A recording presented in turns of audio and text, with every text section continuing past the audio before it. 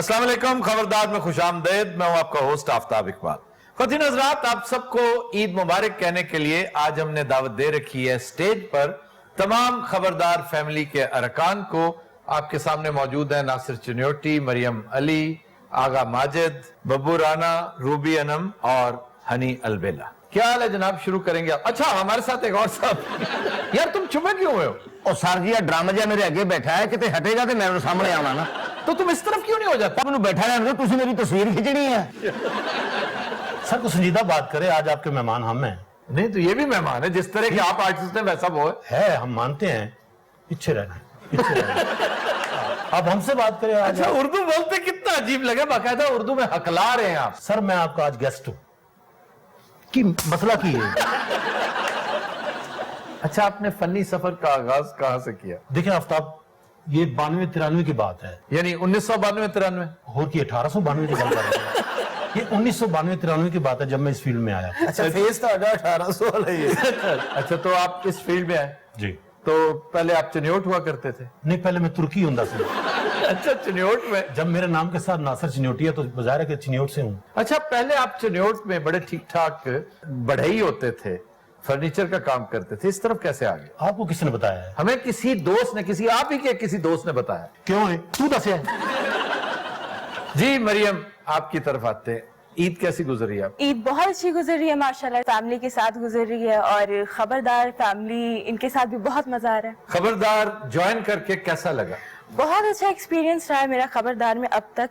बहुत मजा आ रहा है, सबके साथ काम करके बहुत कुछ सीखने को मिल रहा है, स्पेशली आपसे बहुत कुछ सीखने को मिल रहा है। कुछ नासिर से भी सीखा कुछ? ये नहीं? हाँ जी, ये ना कोई फर्नीचर का काम सीख रहे हैं। भाई मैंने फर्नीचर का काम नहीं किया। तो फिर तेरा मुंह के पावे जेडा है। कुछ और लोग भी है, उनसे भी पूछे। और दमो बैरी जहाज जेडा है। और नहीं पूछ रहे कि तू की करता है, की मरदा रहे पहले। देखें, ये बहुत बुरी बात है। मैं कम से कम आज के दिन इस बात को बड़ा मायूब समझता हूं। मैं भी बहुत मायूब वो समझता। फर्नीचर का काम करता रहा, इसे पूछे कसम चुकवाए साढ़े को टोटल एम को 3 मिनट दी उर्दू है। नहीं, और वो मुक चुकी है। नहीं, वो उर्दू बहरहाल अच्छी बोलता है। अच्छा मरियम, सुना आप फिल्म करने जा रही हैं करीब? जी, इंडियन मूवी कर रही हूँ मैं। वाह वाह वाह। हाँ जी। इंडियन मूवी जो असली वाली होती है? जी, बॉलीवुड की मूवी कर रही हूँ और कुछ काफी हद तक काम जो है हो चुका है और कुछ पेंडिंग था, तो अब इंशाल्लाह फिर दोबारा से इसकी तो यहाँ आप बड़ी खामोशी से पुरस्कार एक जासूस की मानंद बैठी रहती हैं। यहाँ आपकी शमूलियत से क्यों नहीं लगा कि बॉलीवुड की एक स्टार हमारे साथ बैठी हुई? ऐसे गलती इसलिए भाई इतने तो लगता टीका लगवाना ही है। बात ये कि गैर जरूरी तौर पे बोलने से बेहतर कि मैं खामोश रहूं। अच्छा, तेरे सामने ऐसी सारे तो बकवास करते हैं ना। जी। नासिर चिन्योटी, आपसे और आगा माजिद से मैं ये पूछना चाहता हूँ कि स्टेज से आपने अपने सफर का आगाज किया, फिर टीवी में आए, ट्रांसेंड किया, ये कैसी लगी ये ट्रांजिशन? टीवी जो है ना, मैं जो अपनी बात करता हूँ कि मुझे तो खौफ था इसका। अच्छा। टीवी पे आके सीखने को बहुत कुछ मिला है, थिएटर भी सीखने को मिला है। टीवी का थिएटर करके मेरे काम में इजाफा हुआ। हाँ, बाकी मैं समझता हूँ कि आपने अपना लाजवाल काम किया ही यहीं पे है। आगा माजिद साहब, पूरी संजीदगी के साथ मुझे इसका जवाब दीजिए। मैंने टेलीविजन खबरदार आपके शोज थे, उससे मैंने आगाज किया। उससे पहले छोटे छोटे मैंने 1-2 जो हमारे लोकल चैनल्स थे मैंने काम किया। लेकिन मैं ये समझता हूं कि अगर आप जैसा, कम से कम मैं अपनी बात करता हूं कि मुझे ना मिलता तो शायद मैं कब का टेलीविजन छोड़ चुका होता। जनाब, आपकी तरफ आते हैं हनी अलबेला साहब। सर, क्या हाल चाल है आपका? अल्लाह का शुक्र सर। ईद कैसी गुजर रही है? बहुत अच्छी सर, अल्हम्दुलिल्लाह। सुबह से अब तक क्या क्या मांगा? रूबी अनम जी, आप बताइए कि स्टेज, टेलीविजन, आप तो हर जगह खूब चमकती रही हैं। आप अब भी कर रही हैं, एक जगह पे आप होस्टिंग करती हैं किसी एक शो की? जी, अभी आजकल सर मैंने छोड़ा हुआ है क्योंकि खबरदार की रिकॉर्डिंग्स भी चल रही हैं। तो मैं चाहती हूँ अगर मैं एक काम जो कर रही हूँ इसको मैं बेहतर तरीके से, और शायद मैं आगा साहब की बात को दोहराना चाहूंगी कि मैं यहाँ काम सीख रही हूँ। मेरी अब देखा जाए तो मैं वो सारी जगह, वो सारी हदें पार कर चुकी हूँ जिसको कहते हैं। असल में आप कहना ये चाहती हैं कि अब मेरी उम्र नहीं है सीखने की। जी चाचा, सही कह रही है तुसी। अच्छा, मेरा इंटरव्यू मैं तुझे छेड़ के ला नहीं, वापस आप ही की तरफ आता हूँ, मैं कहीं नहीं जा रहा।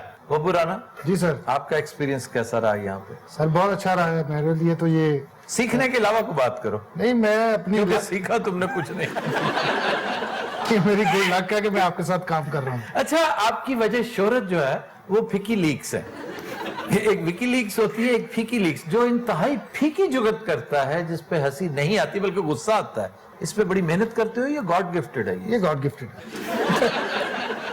हनी अलबेला सर, मुझे अच्छी तरह याद है ख्वातीन हज़रात, जिस दिन हनी अलबेला साहब को बुलाया गया पहली दफा, तो कहने लगे जनाब आप मुझे एक पॉलिटिकल शो में कॉमेडी के लिए कह रहे हैं, जबकि मैं हल्फिया कहने को तैयार हूं कि मुझे नहीं पता कमर जमान कायरा कौन है।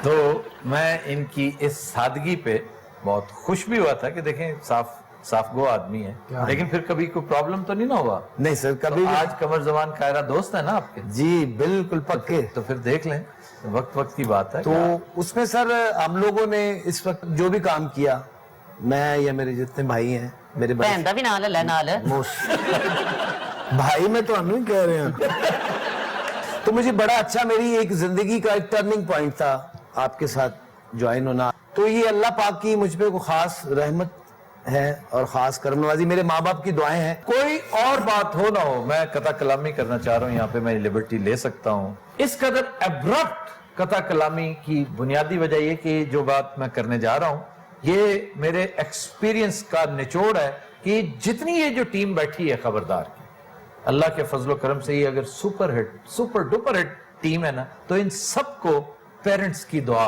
ये बात तय है। जिनके पेरेंट्स हैं, जिनके नहीं भी हैं, उन्होंने पेरेंट्स को ऐसा खुश कर रखा होगा, वरना इतनी शानदार इनिंग्स हर एक के नसीब में नहीं होती। जी जनाब।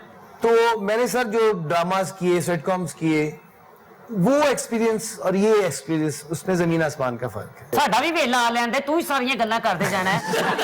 प्रोग्राम का टाइम थोड़ा होता है। मैं और सर ये टोटल 10 मिनट था। ओहो। ये टोटल 10 मिनट का सेट, 4-5 मिनट ही रह गया। तो मैं सर सारे मेरी इस बात से इत्तेफाक करेंगे कि हमने एक ऐसी अच्छी यूनिवर्सिटी में दाखिला लिया है जहां से हम पैदर पे शुक्र अल्हम्दुलिल्लाह क्लासें जो हैं अटेंड कर रहे हैं और कामयाब हो रहे हैं। अच्छा आप बताएं बब्बू राना, जी सर। आप सुने बड़े नामी गरामी कव्वाल हैं, और आपकी आम गुफ्तगू में भी कव्वाली का एक जो है ना लहजा पाया जाता है। सर एक्चुअली हमारे घर में जब मैंने कहले की आंख खोली, तो हमारे घर में बाजरे से और इधर वाला सब डांस कर रहे थे। इन्हें आंख खोल दो ना, क्या मरोगे। नहीं, मैं बताना ये चाह रहा था, जब मुझे होश आई तो हमारे घर में डेक पे कवालियां मेरे वाले साहब बहुत सुनते थे, उस्ताद नुसरत फतेह अली खान साहब को। अच्छा। तो वो कहना है, वो वहीं से मेरी एक बेस बन गई, फिर मैं कवाली से बाहर नहीं आ सका। अच्छा रूबी अनम, आप इस कदर लाउड क्यों बोलती हैं? थिएटर पे सर अलग सी पहचान, क्योंकि मैं डांसर भी नहीं थी और मैं हीरोइन भी नहीं थी, मैं एक कॉमेडियन थी, या मैं जो रोल करती थी उसके लिए मुझे लाउड ही बोलना पड़ता था, या शो मेरे ख्याल से मैं शुरू तो ऊंचा भी बहुत बोलनी है, ऐस वजह तो भी हो सकता है। तो आपके साथ जो घर वाले या आपके दोस्त वो तंग नहीं पड़ते इस नहीं, बात? कार कितने बोलनी है ऊंची, मैं को पागल है कार ऊंचा बोलना। अच्छा जी अयूब मिर्जा साहब, जी बॉस। आपको ये लोग बहुत मारते हैं, बाकायदा ज़दोकोब करते हैं। मेरा एक छोटा सा एतराज है जी। क्योंकि बहुत सारे लोग ये इल्जाम मुझ पर आयद करते हैं कि मेरी मौजूदगी में ये सब कुछ होता है, ये ब्रूटैलिटी मैं बर्दाश्त किस तरह करता हूं। आप आज सबको खुद बताइए कि आप खुद इसकी दावत देते हैं, आप खुद उन्हें एंटाइस करते हैं, उन्हें मजबूर करते हैं कि वो मारे आप। नहीं सर, मुझे मारते तो हैं, लेकिन ये एक मेरा एक हिस्सा होता है और मुझे इस मार का कोई फील भी नहीं होता। ढीठ बड़े हो गए हैं आप, या आपको दर्द नहीं होती? ये नहीं सर, ये रूटीन मैटर बन चुका है मेरा। एक बारों में खा हुआ सर।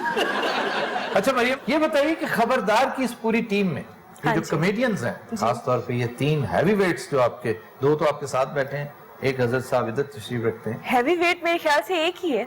नहीं हैवी वेट ये उन्होंने सवाल किया, इन्हें क्या क्या कोई जोत कर। असल में हम दोनों हैवी वेट है, वो हैवी पेट है। नहीं, इन तीनों बड़े फनकारों में आपका मोस्ट फेवरेट कौन सा? ये बहुत मुश्किल सवाल है क्योंकि मेरे मोस्ट फेवरेट सारे ही हैं।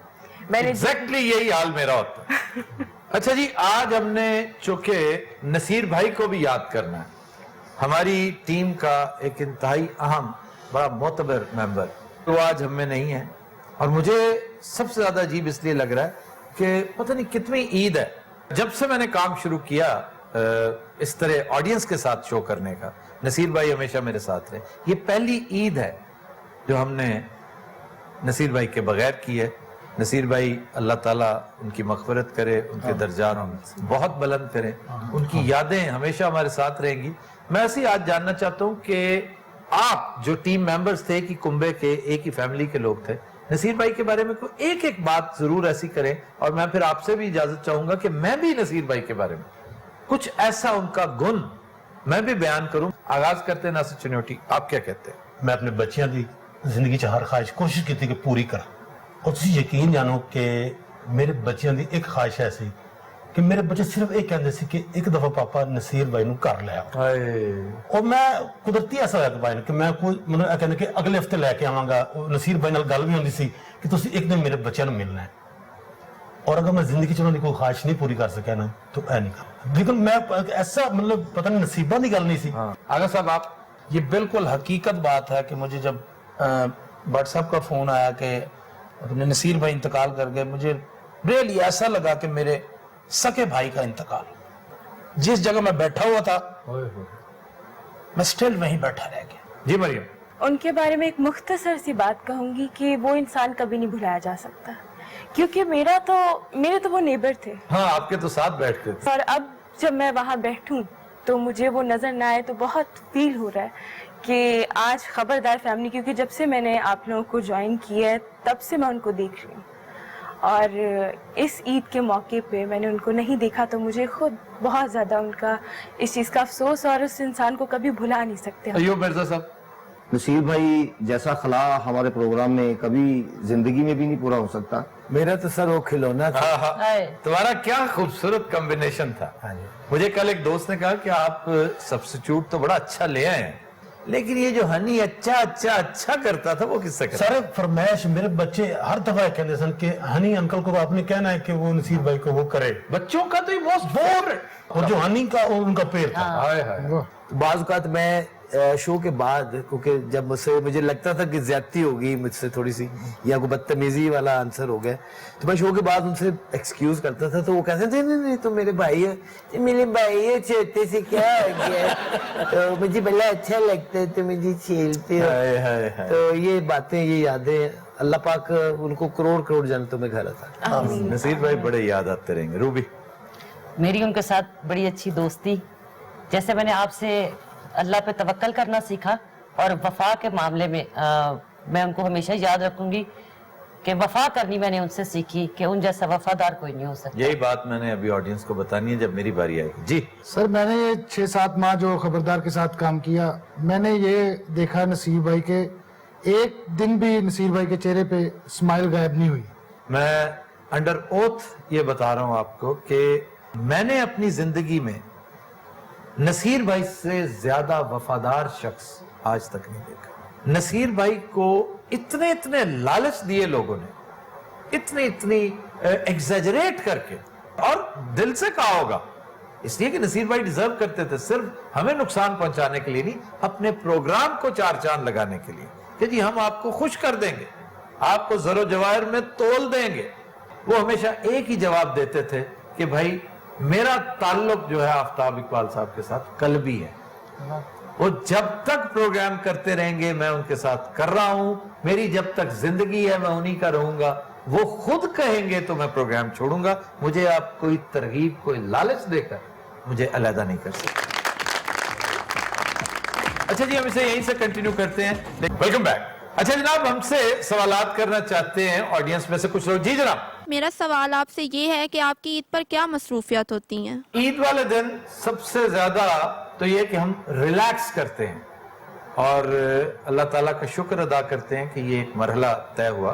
फिर कब्रिस्तान जाना एक बड़ा खास रिचुअल है वालदा की कब्र पे, और फिर दोस्तों को, अजीज़ और अकारिब, हर एक के पास जा नहीं सकते, बड़ा ही मुश्किल, और मैं बड़ा सुस्तल वजूद आदमी हूँ। फिर काम यहाँ यूं समझिए कि हमारी सारी एनर्जियां जितनी भी है ना, हर तरह की, तो यहाँ पे सर्फ हो जाती हैं, और हम बस सिर्फ फोन के काबिल रहते हैं। फोन पे फिर मैं अजीज़ो अकारिब से, दोस्तों से ईद मुबारक करता हूँ, गुफ्तो शनीद कर लेता हूँ। इसके अलावा कोई खास एक्टिविटी ईद पे नहीं होती। मौका मिले, कुछ तौफीक हो तो मैं कुकिंग कर लेता हूँ, क्योंकि कुकिंग एक क्रिएटिव काम है और मेरा आपको मशवरा है कि थोड़ी बहुत कुकिंग जरूर सीखिए। यानी कि ईद वाले दिन बंदा उठे तो दाल रख लवे। दाल ईद वाले दिन दाल कौन पकाता है? नहीं सोच यही होगी, तरखान है। नहीं, दाल बहुत लाजवाब चीज है और तुम तरखान को मजाक समझते हो। अच्छा गल सुनो मेरी, मैं तुम दसिया है कि मैं फर्नीचर का काम किया है, लेकिन थोड़ी देर ले, सिर्फ 10-12 साल ले किया है। आपने ये नहीं पूछा कि आप क्या करते थे? मैं टेलरिंग का काम करता था। और आप बहुत ठीक ठाक बम बनाता सी, सारे दर्जी सी, ठीक है, ये भी कारीगर सी किसी दुकान पे। दर्जी भी टेलर नु कहंदे, तो तेरे बहनोई नहीं कहंदे। टेलर से जरा इज्जत आ जाती, मैं दर्जी कहवागा। तो आपने कारीगर नहीं किया भाई, आपने भी तरखान और कारीगर नहीं कहा? जी मैंने दर्जी का काम किया। कहा? मुल्तान। ठीक।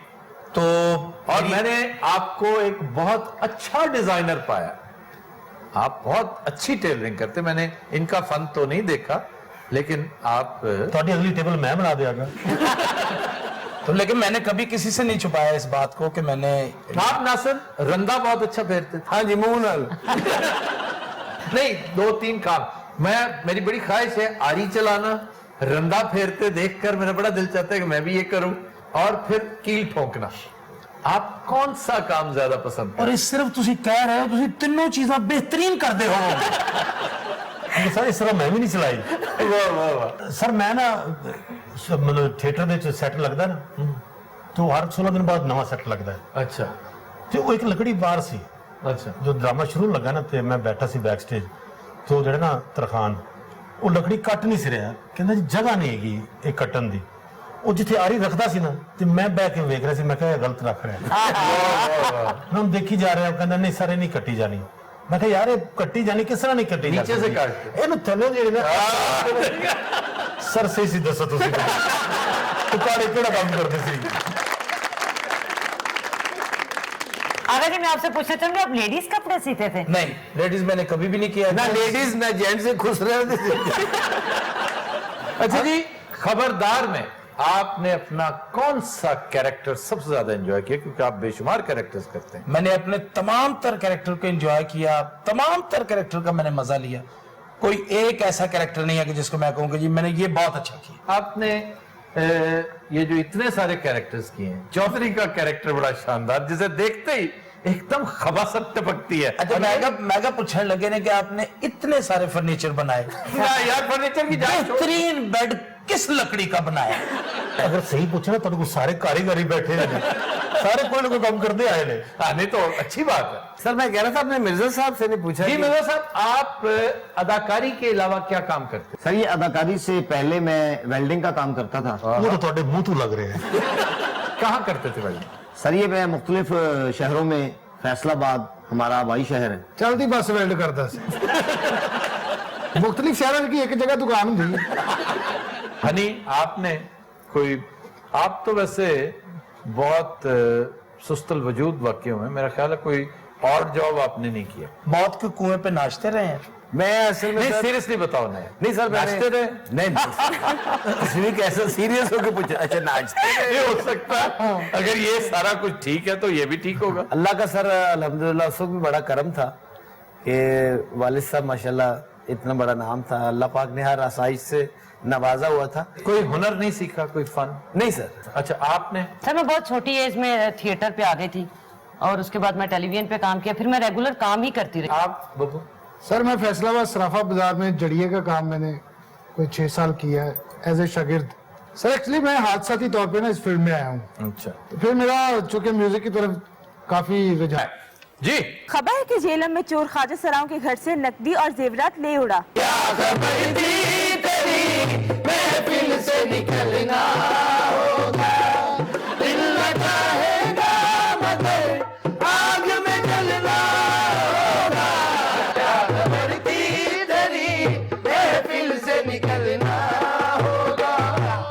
ये क्या उजाड़ा पड़ा हुआ है? बड़ा कमीना को गरीब डकैत सी जिन्हें सानू लुट लिया। क्या कुछ चोरी हुआ है? 50,000 रुपया लैपटॉप के नाल पक्की हांडी। बेड़ा करके डाकुआं दा मेरी चोरी शुजात में तस्वीर सी, वो भी ले गए ना। ਅਸੀਂ ਸਾਰੀਆਂ ਭੈਣਾਂ ਸ਼ਾਪਿੰਗ ਕਰਨ ਗਈਆਂ ਸੀ, ਸਿਰਫ ਸ਼ੀਤਲ ਘਰ ਸੀ। तो शीतल घर थी, शीतल ने कोई शोर वोर नहीं मचाया? नहीं शीतल ने नहीं, डाकुओं ने शोर मचाया। डाकू कहते रहे बचाओ बचाओ। नहीं सही दस नहीं, मैं तेन दस दिया भूआ की है। हाय की दसो बाजी, 4 शेर के जवान डाकू आए ने, कमरे का चक्कर ला के ते वापस तुर पे ने। अच्छा ते मैं आवाज दी, मैं क्या किधर? लाख लानत तेरे ते जब वो जा रहे थे वाह। तो तुमने क्यों बुलाया जाते हुए? ਇਹ ਸੁੱਤੀ ਸੀ ਜਦੋਂ ਆਏ ਸੀ ਉਹਨਾਂ ਸਮਝਿਆ ਖਬਰੇ ਕਬਰਸਤਾਨ ਚ ਆ ਗਏ। उन्होंने डाका मारने तो पहले इतने दुआ की थी, ये उठ के बह गई। ये तो कोई नक्शा पूछा मैं, डाकू किस तरह दे सन? कहती शेर के जवान, सोनी मुछ, एडी अख, तुसी तो नहीं आए सी। ਕੋਈ ਗੱਲ ਨਹੀਂ, ਸਿਰਫ 50,000 ਵਾਪਸ ਕਰ ਦਿਓ, ਲੈਪਟਾਪ ਰੱਖ ਲਓ। लेकिन उधर साड़ी तस्वीरें डिलीट कर देना। ਉਹਦੇ ਚ ਮੇਰੀ ਸ਼ੇਖ ਰਸ਼ੀਦ ਨਾਲ ਤਸਵੀਰ ਹੈ, ਉਹ ਜ਼ਰੂਰ ਡਿਲੀਟ ਕਰ ਦੇਣਾ। क्यों, इस पर तुम्हें इतराज है? ਮੈਨੂੰ ਨਹੀਂ ਸ਼ੇਖ ਸਾਹਿਬ ਨੂੰ ਹੈ। उस तस्वीर च बाजी थी मुझा ने। यकीन करो इन्ना लॉस होया साडा, मैं सामान चेक कीता, शेफ्टियां भी गायब हुई ने साडी। क्या? शेफ्टियां नहीं गई। 3-4 पिन्ने लास्टिंगां दे सन। ਇੱਕ ਸਾਡਾ ਸੀ 3 ਬਾਜੀ ਦੇ ਸਨ। यकीन करो रुपया जोड़ के ਅਸੀਂ अपनी इन्वेस्टमेंट कीती सी। तो ये सारे कपड़े तुम्हारे हैं? ਹੋਰ डाकू ला गए ने इत्थे। चलो ये तो साडा पैसे दा नुकसान थी ना, ते जेड़ा हरासा कीता है किसने? शीतल ने।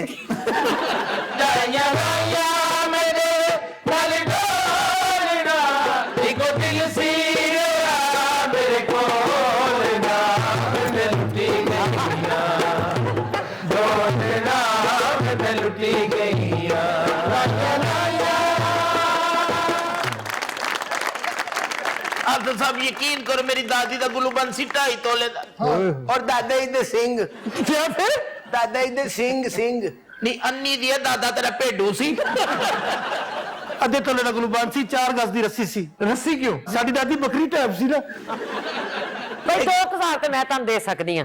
और 10,000 ਤੁਹਾਨੂੰ मैं दे दियांगा। मैंने पता सी WhatsApp दस नहीं बहुत खाते ने ना। अच्छा दस दे दियो 5 और आपने क्या शुरू कर रखा भाई साहब? ये लगता WhatsApp में अपना शेर बेचन दे रहा है। भाई साहब, you are fired. सर बेहुदा डांस कर रहे हैं, 5 वापस। ਤੁਹਾਡੇ ਮਾਸ਼ਾਅੱਲਾ ਇੰਨੀ ਤਲਕਾਤ ਨੇ, ਇਹ ਫਰਾਹ ਡਾਕੂਆਂ ਨੂੰ। ਤੁਸੀਂ ਇੱਕ ਵਾਰੀ ਡੀਸੀ ਸਾਹਿਬ ਨੂੰ ਫੋਨ ਕਰੋ ਨਾ। डीसीओ को नहीं, डीपीओ का केस है। ਕਿਸੇ ਨੂੰ ਵੀ ਕਰ ਦਿਓ ਜਿੱਦਾਂ ਡੀ ਲੱਗੀ ਹੋਵੇ। ਬਹੁਤ ਅੱਛਾ, ਭਾਵੇਂ ਖੰਬੇ ਨੂੰ ਕਰ ਦੇਣ। ਅੱਛਾ ਗੱਲ ਸੁਣੋ ਨਾ, ਕੋਈ ਹੈ ਜੀ ਡੀਪੀਓ ਵਾਕਫ? हाँ जी है। ਹੈ ਕਿੱਥੇ ਵੇ? ਕੀ ਨੰਬਰ ਇਹਦਾ? ਥੋੜੀ ਜਿਹੀ ਰਿਪੋर्ट करा दो। हाँ रिपोर्ट करवा देते हैं। नहीं करवाओ, फोन करो चलो। देखो या पुलिस ਨੂੰ ਫੋਨ ਕਰੋ ਜਾਂ ਡਾਕੂਆਂ ਨੂੰ, ਕਿਉਂਕਿ ਦੋਵੇਂ ਤੁਹਾਡੇ ਵਾਕਫ ਨੇ।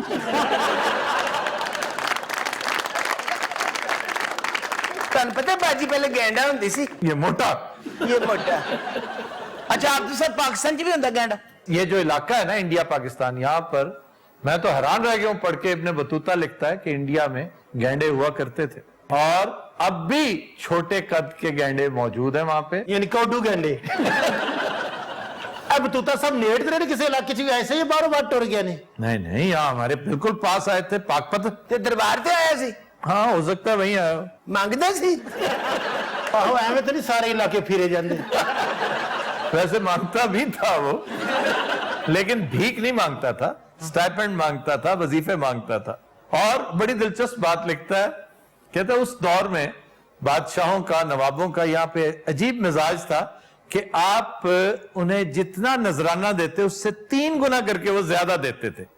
फिर तो बहुत सारे इन्वेस्टर्स ने मेरे साथ राब्ता किया कि भाई आपका दरबार में आना जाना रहता है, तो ये ले पकड़े पैसे, आप जाके दे नजराने के तौर पे, 3 गुना ज्यादा होगा, वो हम 50-50 कर लेंगे। कहते हैं कि बहुत सारे फुकरों को मैंने जागीरदार कर दिया। देखो करप्शन का ये भी एक अंदाज था। सर आजकल भी तो यही हो रहा है कि अगर किसी की शरीफ बरादरान तक रिसाई है तो उसके साथ इन्वेस्टर मिल जाते हैं। हाँ जी, वो कोई ना कोई ठेका मिल जाता है, एक और मामला हो जाता है। तो इस कैफियत में भी वो कहते हैं कि आधा आधा कर लेंगे। जो ना को बचिया थे किससे? शरीफ बरादरान से, होर इब्ने बतूता से।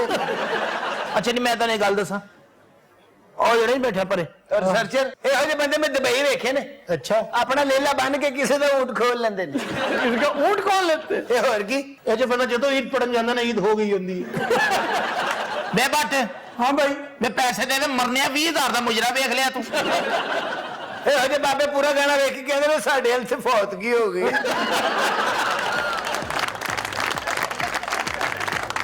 हज़रात will take a break, stay with us. Welcome back. ख़ुवातीन हज़रात, जो गाना हम पेश करने जा रहे हैं वो हमने लिया है फिल्म तकदीर से, लक्ष्मीकांत प्यारेलाल की बहुत खूबसूरत कंपोजिशन गाया लता मंगेशकर और मोहम्मद रफी ने। पेश करने जा रही हैं मुगीरा और साथ देंगे सोहराब। ये गाना ट्रिब्यूट है नसीर भाई के लिए।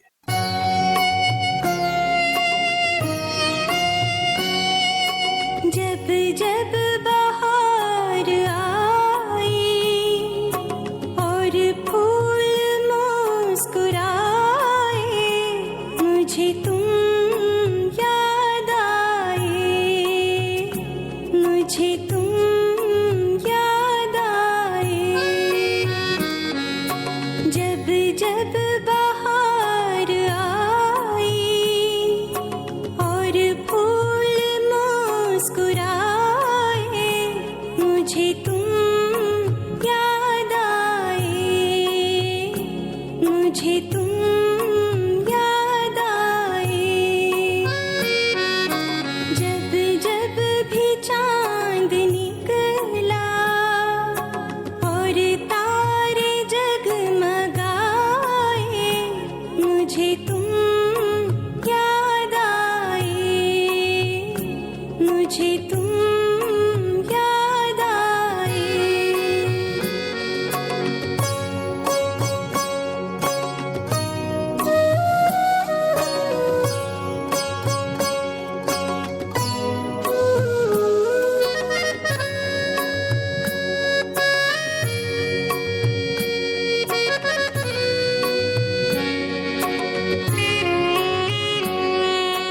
अपना कोई तराना मैंने नहीं बनाया, अपना कोई तराना मैंने नहीं बनाया। तुमने मेरे लबों पे हर एक सुर सजाया हो। जब जब मेरे तराने दुनिया ने गुनगुनाए, मुझे तुम याद आए, मुझे तुम याद आए।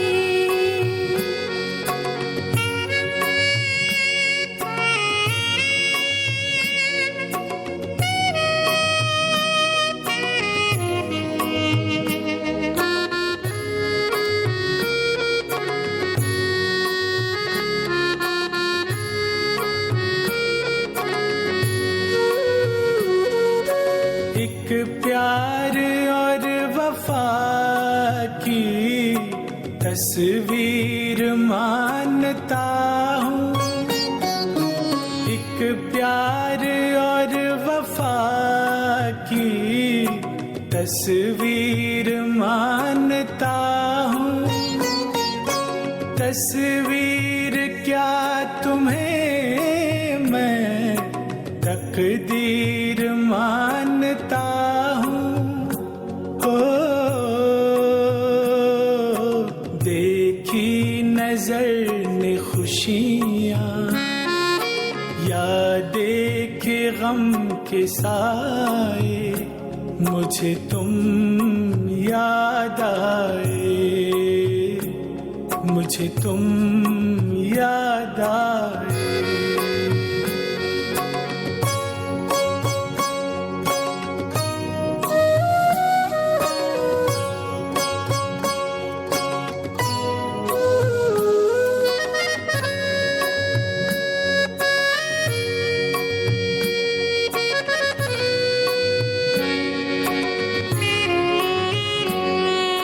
मुमकिन है जिंदगानी